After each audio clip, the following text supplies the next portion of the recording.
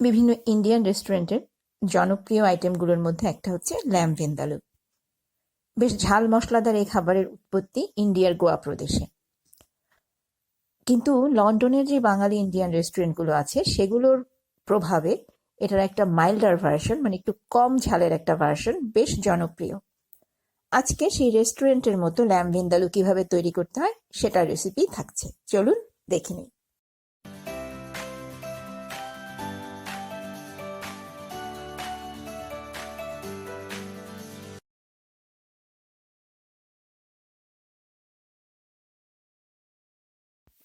শুরুতে ভিন্দালু মশলা তৈরির জন্য 4টা শুকনো মরিচ নিচ্ছি, 6টা লবঙ্গ, এর সঙ্গে দিয়ে দিচ্ছি আধা চা চামচ গোলমরিচ, 1 চা চামচ আস্ত জিরা, আধা চা চামচ আস্ত ধনিয়া, 4টা এলাচ,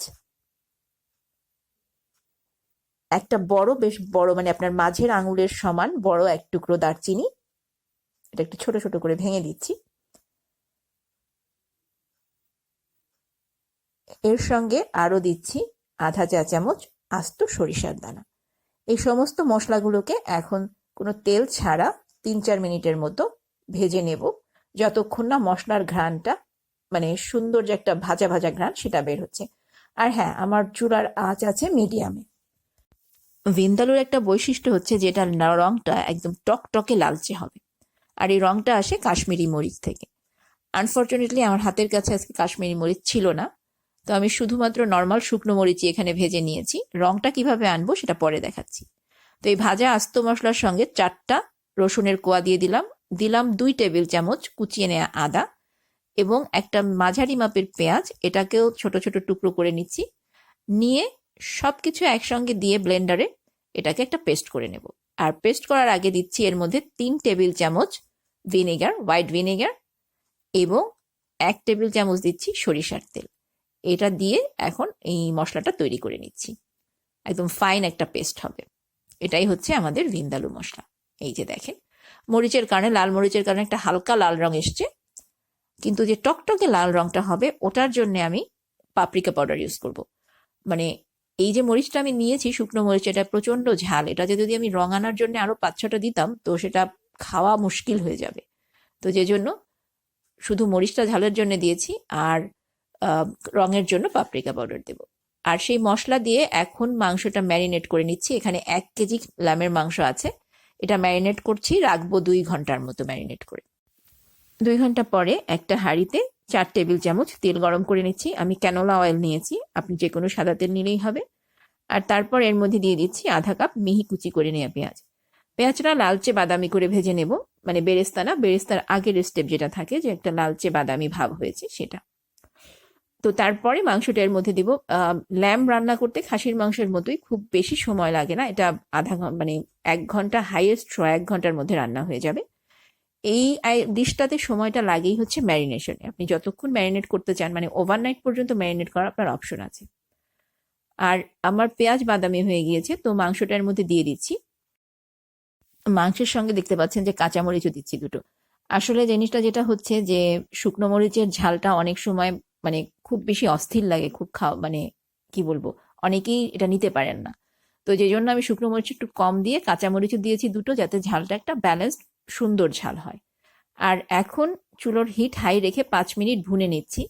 যেটা বলেছিলাম যে রঙের জন্য পাপরিকা পাউডার দেব, 1 চা চামচ পাপরিকা পাউডার, আধা চা চামচ হলুদের গুঁড়ো দিলাম, দিচ্ছি 1.5 চা চামচের মতো লবণ, এবং 1 চা চামচ দেব হচ্ছে চিনি। সব দিয়ে এখন চুলার হিটটা 5 মিনিট পরে মিডিয়ামে নিয়ে আসছি। নিয়ে এসে 10 মিনিট এরকম নেড়ে চেড়ে হালকা আঁচে ভুনতে থাকবো। ভুনতে ভুনতেই আপনি দেখবেন যে একটা খুব সুন্দর মশলার ঘ্রাণ বেরিয়েছে, এবং এটা আপনি নিজেই নোটিস করবেন যে সাধারণ যে কোনো ভুনা মাংসের চেয়ে এই ঘ্রাণটা আলাদা হবে, কারণ যেহেতু এটার মধ্যে একটা সরিষা আছে এবং সমস্ত মশলাগুলো ভেজে নেয়া, যে কারণে আর কি এটার ঘ্রাণটা সম্পূর্ণ আলাদা হবে অন্য যে কোনো কারির চাইতে। তো 10 মিনিট পরে এখন এর মধ্যে গরম পানি দিয়ে দিচ্ছি মাংসের মধ্যে, মানে এই পরিমাণ দেবেন যেন মাংসটা পুরোপুরি ঢেকে যায়, কারণ আমরা এর পরে আর কোনো পানি দেব না, এটাই হচ্ছে মাংস সিদ্ধ হওয়ার জন্য পানি। তো তো মাংস ডুবে যায় এই পরিমাণ পানি দিয়ে চুলার আঁচ একদম মিডিয়ামের চেয়েও একটু কমে দিয়ে ঢেকে দিচ্ছি 40 থেকে 45 মিনিটের জন্য। ফিরে এলাম 40 মিনিট পরে। মাংস সিদ্ধ হয়ে গিয়েছে। এখন শুধু এই যে মাংসের যদি মশলার মধ্যে পানি ভাবটা থাকে তাহলে সেটাকে দূর করে একদম সুন্দর একটা নাইস গ্রেভি তৈরি করার পালা। আর নামের মধ্যে আলু থাকলেও ভিন্দালুতে আলু ব্যবহার করা মাস্ট না, অনেক রেস্টুরেন্টই ব্যবহার করা হয়, তবে আজকে আমি কোনো আলু দিচ্ছি না। আমি শুধু এখন ঢাকনা খুলে রান্না করবো আরো 10 মিনিট, যাতে এই যে পানি পানি ভাবটা যেটা মশলায় আছে এটা চলে যায়, এবং একবার একটু টেস্ট করে দেখবো যে লবণ, চিনি এবং ভিনেগারের ব্যালেন্সটা ঠিক আছে কিনা, কারণ এই কারিটার স্বাদ একটু টক মিষ্টি এবং ঝাল তো অবশ্যই টক ঝাল মিষ্টি হবে, তো যেহেতু ভিনেগার আছে। তো আমি আরো আধা চা চামচ লবণ এবং আধা চামচ চিনি দিয়ে সেই পারফেক্ট ব্যালেন্স টেস্টটা বের করে নিয়ে আসলাম। আর এই যে দেখেন পানি ভাবটা চলে গিয়েছে মাংসের থেকে, মানে মশলার থেকে তেলটা উপরে উঠে এসছে, তার মানে হচ্ছে যে আমাদের ভিন্দালু পারফেক্টলি তৈরি। আপনি এটাকে সাদা ভাত, পোলাও, রুটি, পরোটা সবকিছুর সঙ্গে সার্ভ করতে পারবেন এবং খেতে সবকিছুর সঙ্গেই খুব মজা লাগে। এই রেসিপি কেমন লাগলো জানাবেন কমেন্ট করে। আপনারা যদি বাসায় ট্রাই করেন তাহলে প্লিজ ফিডব্যাক দিতে ভুলবেন না, এবং সবাইকে অনুরোধ করব আমার চ্যানেল সাবস্ক্রাইব করার জন্য। আপনাদের সঙ্গে খুব শিগগিরই নতুন কোনো রেসিপি নিয়ে আবার দেখা হবে।